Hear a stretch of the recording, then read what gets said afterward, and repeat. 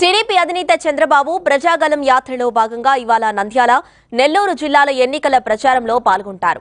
ముందుగా నంద్యాల జిల్లా బనగానపల్లిలో Chandrababu road show నిర్వహిస్తారు. అనంతరం పెట్రోల్ బంక్ సర్కిల్ వద్ద ఏర్పాటు చేసిన ప్రజాగలం బహిరంగ సభలో పాల్గొంటారు. చంద్రబాబు ప్రజాగలం యాత్ర సందర్భంగా జిల్లా నేతలు అన్ని ఏర్పాట్లు చేశారు. బనగానపల్లె మొత్తం పసుపుమయమైంది.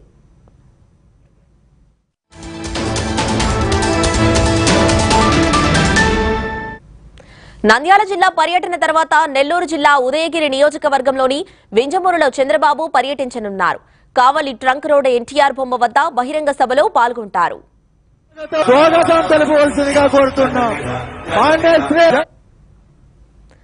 ఎన్నికల షెడ్యూల్ విడుదలైన నేపథ్యంలో చంద్రబాబు ప్రజాగలం పేరుతో రోడ్ షోలు, సభలు నిర్వహిస్తున్నారు.